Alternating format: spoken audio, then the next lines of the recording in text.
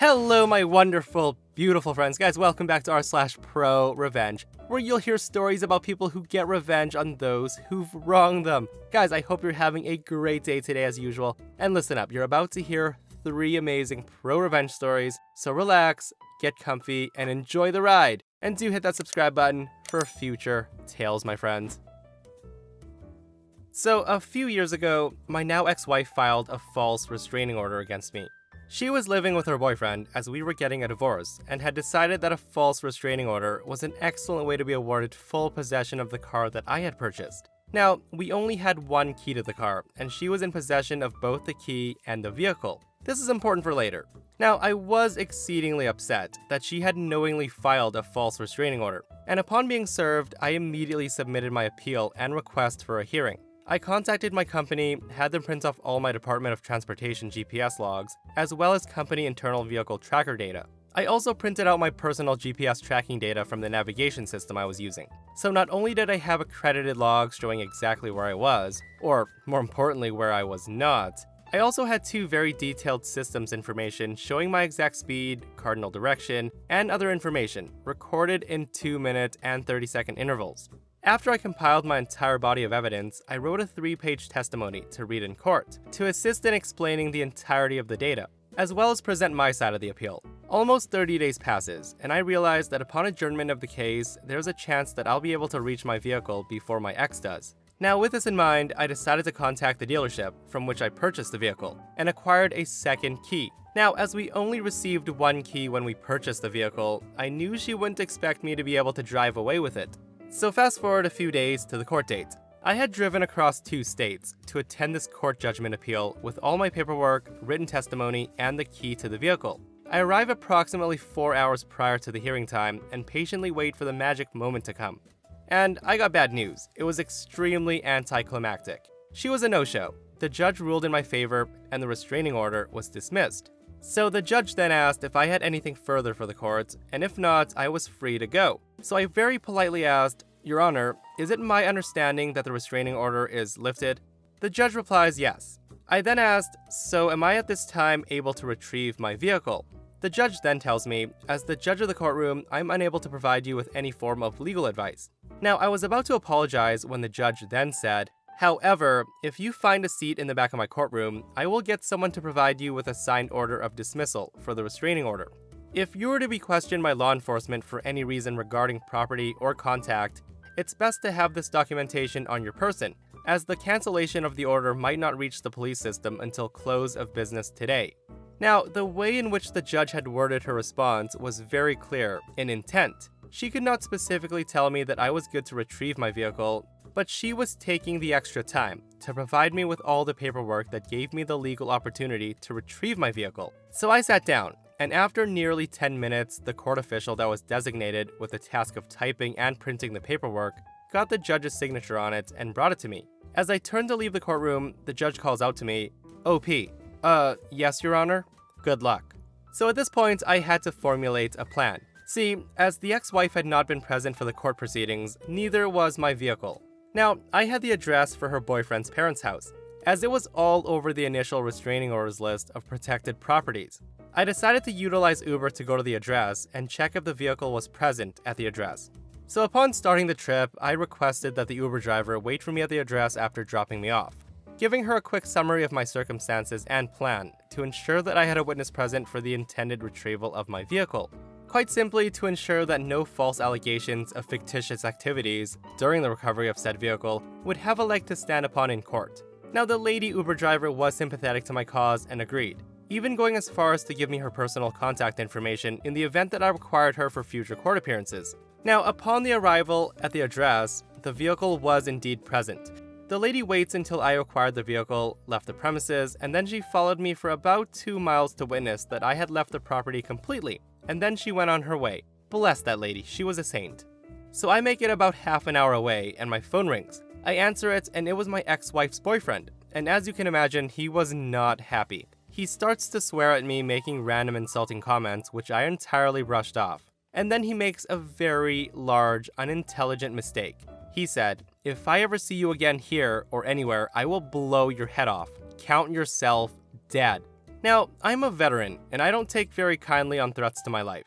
I was upset at him, I was upset at her, and I was just handed a gift-wrapped means of complete and utter destructive revenge. I immediately hang up with him and dialed 911 to report a verbal threat on my life. I go to the parking lot of the local big box store to meet the responding officer and ensured that I didn't leave until I had a case number, attached written statement, and the reporting officer's identification information. I completed my trip to my home state, and the following Monday, as this all happened on Friday, I went to my local courthouse and filed for an emergency restraining order.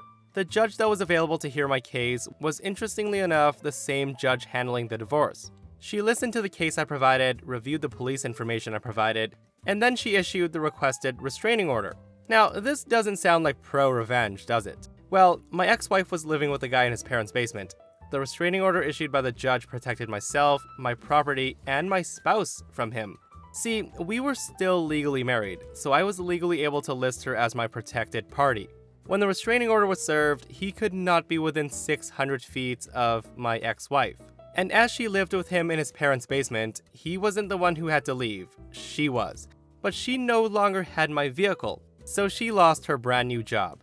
She also wasn't able to get to school, as her commute was quite long by public transit, so she failed her college course, but was stuck with the student loans for it anyway. So she was now homeless, vehicleless, jobless, kicked out of her college for non-attendance, penniless as she was atrociously bad with finances, and to top it all off, she was nearly 4 months pregnant with his kid. So the moral of the story, don't piss off a veteran. I don't like to play games. I will go out of my way to avoid playing games. I will bend over backwards to make sure that I don't have to play games. But if you force my hand into playing aforementioned games, I will not be the one that loses the game, which is something I told her verbatim on our 3rd or 4th date, but I guess she forgot. Guys, what an absolute savage revenge. Listen, the restraining order on the wife's boyfriend that led to her downfall was absolutely brilliant. Play dumb games, win dumb prizes, guys. OP does come into the comment section to give details about what happened after, and it's some juicy, juicy stuff, guys, so listen up. Now, my wife did not show up to the next 2 divorce court dates, as she had no vehicle and was maybe 2 or 3 states away at the time. It went into judge mediation, which she did show for, and she was very nasty. That's a whole story in and of itself, though. So the ex refused to do any mediation, and eventually the judge became the mediator. So on our final court date, the judge asked us what we both want, and talked to us about our request on the floor, and then went to chambers to make her decision. So I came to court with my entire credit history printed, with every debt I wanted split highlighted, as well as a few pages that I had written so I could explain to the judge why I felt it was appropriate to split these specific debts. I also had paperwork I wanted the judge to sign, which would have my ex removed from any financial claim in the vehicle. As I was the one who filed for the divorce, I spoke first, and I got nearly everything I asked for. When it was my ex's turn, it went very close to the following. X says, I want $5,000 for any property of mine that might have been damaged, stolen, or sold throughout the course of the relationship. The judge then says, okay, please provide the receipts to the bailiff for me to review in the chambers. The ex said, I don't have any receipts. The judge then says, if you have no receipts, I have no ability to order a reimbursement. What else are you asking for? X then goes, I would like for OP to pay my student loans, since it was OP's fault that I had to quit college. The judge then said, you were in college less than 6 months. You started college after leaving your spouse, and it wouldn't do the community, the courts, nor your spouse any benefit for me to do that. What else are you asking for? My ex then goes on and says, well, I want the restraining order to be lifted. I haven't been able to see my boyfriend in a few months because of it. The judge says, this is a divorce settlement hearing, not a restraining order appeal hearing. I cannot make any ruling in regards to that order in the court at this time. When I do come back from chambers, the divorce will be finalized. You will no longer be the spouse, and the order will no longer be applicable anyway. What else are you asking for? I would like alimony to the fullest amount allowed. My spouse has completely ruined my financial situation, and has a full-time job, so was responsible for getting me back on my feet. The judge then said, you mentioned you have or you had a boyfriend. My ex then said, yes, Your Honor, I have a boyfriend. This restraining order made it so I couldn't live with him anymore. The judge then said, so you were romantically cohabiting with your boyfriend prior to the order being served? So my ex then replied, yes, and that was a huge mistake. The judge then says, under the laws of the state redacted, Since you have admitted to the court that you romantically cohabited extramaritally, you are not eligible for any alimony, and this court cannot order your ex to provide you any financial assistance. So in conclusion, I got everything I asked for, and the ex was making stupid demands, and she was entirely shut down by the judge. I had to give the ex 3 boxes of her property and nothing else. Almost 3 years of marriage, and all she walked away from it were with 2 boxes of random things, and 1 box that had her grandmother's dinnerware, and several $1,000s of debt. My friends, OP coming into the comments and providing us with the details of the court hearing is the cherry on top of this beautiful revenge. I wish I could have been there to see the ex-wife's face as the judge denied her request for alimony. Oh my goodness, she literally got nothing. Now, to start, this is about the company I work for and a trip I took because I had to wire a building for a computer network because the building owner wouldn't. Our company was moving a remote site to a new building, and as the IT guy for the company, I was asked to look at the new building and set up some network ports. Now, the landlord refused to put in any low voltage lines, and we got quotes, but they were thousands of dollars. Enter me, my car, and 4 boxes of Cat6 cable. Now, it's about an 8-hour drive, and I was doing about 30 drops. Not a ton, but still a few days worth of work in some place that's already built up. And it's a drop ceiling with insulation on top. Messy and itchy work. So the story. Day 1. We get there Monday morning at the start of the month. Now, it's actually a cool summer morning, and we're from the south, so nobody notices the AC not working for about an hour. Slowly, the building begins heating up. It gets to 80 degrees by noon, 85 degrees by 3 p.m. The rooms with floor-to-ceiling windows are greenhouses. It's an absolutely miserable time. We've been told by the workers still on site that the leasing company was told that there was no AC in the building 3 weeks ago. The other thing is, there are still workers on site. The building isn't completed. So much for being ready for a handover on day 1. Day 2. We're getting agitated. It's about 80 degrees in the AM when we first walk in, and it's sweltering. The other guy that came in with me is the facilities manager.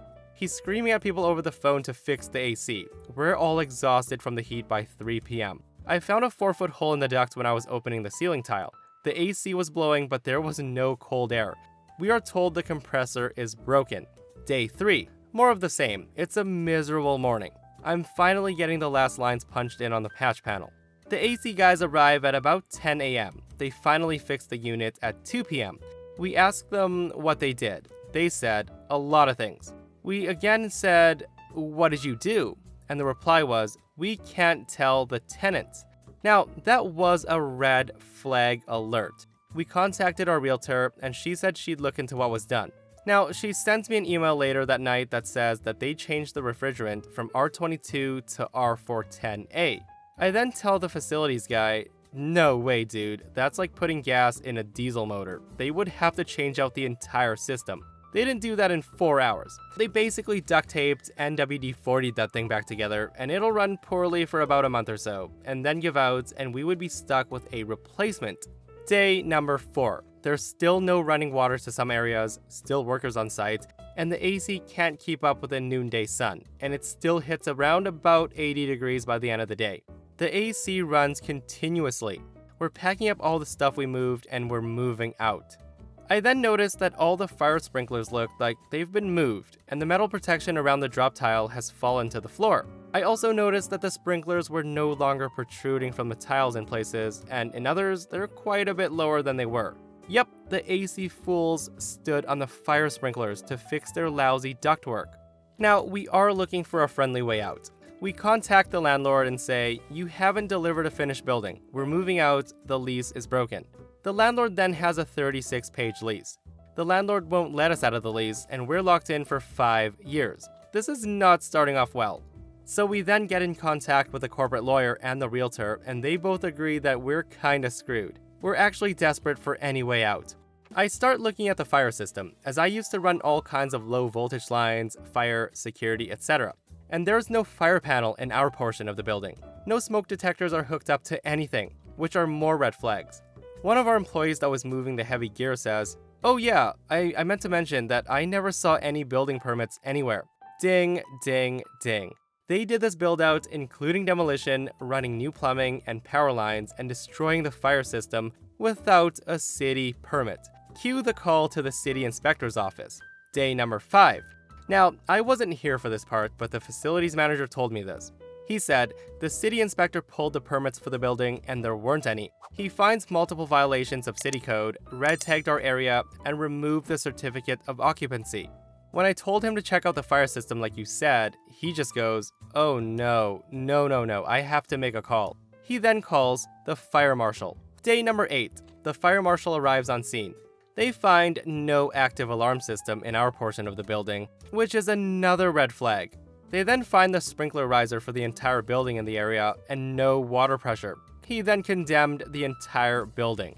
So basically, they wouldn't let us out of the building because we signed a lease, even though they never delivered a building in any semblance of working order. I called the building inspector, got them smoked, who then called the fire marshal, who then condemned the entire building. They are still trying to fight us over it, but we're pushing them for not only refunding our deposit and the rent, which they've already done, but for the time spent moving the gear in and out and all the wiring. Now, our lawyer says that they don't have a leg to stand on and he's happy for them to pay his fees as well. Okay, my friends, first off, that sounded like a horrendous 5 days of being inside a building with no AC. You guys know how I love reading stories about shady landlords getting their just desserts. Now guys, having the building condemned isn't enough. The landlord deserves to have all of his properties taken away. Doing this without a permit and not being up to fire code is literally putting people in danger. Like, if he does this to commercial buildings, who knows what this guy does to people who rent his houses, condos, apartments, or whatever. So I have a really bad leg. I've had 13 surgeries. It's a long story. And I just started at a new school. So after the first 3 weeks, I had to go in for another procedure on my leg. Not that big a deal to me. I've been here before. Upon my return, I had documentation of my restrictions, as well as special amenities that were required. So the big 3 were that I needed extra time to get from class to class. I also must have someone escort me, and I needed unrestricted access to the elevator. Now, all of these got me recurring problems, such as constant harassment by teachers and security about my being in the halls during class time. And why was my cousin out too? These first 2 were annoying, but easy enough to deal with. Now, the real issue was the elevator. I was told multiple times that for security issues, I could not have a personal key, due to it sharing the same functionality with the interior door keys. I would have never had any issues with this, as I was told there would always be someone on the same floor as my classes to open the elevator for me. This of course was untrue about 75% of the time. The lack of elevator access meant that I was always stuck in the halls when other students were going class to class. I was constantly late due to having to wait for someone to come by and open the door for the elevator. This also meant that I would sometimes be stuck waiting through the entire lunch period, and due to my absences, could not afford to simply go to lunch after the fact. After about 3 weeks of this, I was tired of not getting to eat lunch during lunch. So I did one of the stupidest things I could have attempted and tried to use the stairs. Now, for context, I was not on crutches. I was on a full-blown walker. About halfway down, I fell hard. One of my friends found me, got someone to help pick me up, and carried me to the office. When getting to the office, they managed to get me to calm down enough to give them my mom's phone number. Now, my mom is quite hot-tempered, but can keep a level head normally. When she heard that I fell, she was there in record time. When she got there, she immediately asked what happened. I told her that I was sick and tired of missing lunch from waiting for someone to open the elevator, so I tried to use the stairs. And that was a big mistake, as that set off a SAR bomb-sized explosive. She immediately turns around and demanded for the principal and the VP to get their asses in here ASAP. As soon as the principal and the vice principal walked in, she started berating them in a fashion not suitable for most adults to hear, let alone kids. And when the VP made an offhand remark about my condition, she physically went after the VP and was swarmed by local sheriffs that provided security for the school. We were escorted out, and after looking at the file and realizing my cousin and I had the same addresses, they figured out that I didn't actually live there. Now, my grandmother's address was listed for me, as she looked after me after I left school up until around 8 p.m. She was also raising my cousin after an issue between her and my aunt. They used this as grounds to expel me, as I was out of the school district, and then told her I can be some other school's problem now. I was then enrolled at the school near my house, and had to have yet another surgery to repair the damage that was done as the result of my fall, and redo the work of the previous procedure. I had gotten multiple statements from teachers, as well as my doctors, and my parents were moving forward with a lawsuit naming the VP, principal, and the county school board. We were contacted by a lawyer who had won multiple cases against our school board, some of which went to the state Supreme Court, and he told us he would take our case pro bono. He was getting tired of going against the board and thought a case like this would be what it took to try and fix their crap. So fast forward 9 months, I was walking out of the court with a settlement to cover all my procedures, as well as a written confirmation that the school would be going through a complete administrative overhaul, and that the principal and vice principal would be let go, and have their administrative credentials revoked in our state. My friends, and that brings us to another end of our /ProRevenge. Guys, I hope you got your revenge fix for the day, and thank you so much for coming to hang out with me and listening to the stories. If you enjoyed the stories today, do hit that like button, and if you missed yesterday's episode, a Karen harvests all of OP's fruit trees in her orchard. So entitled. Check it out if you haven't, and I'll see you guys in the next one. I love you.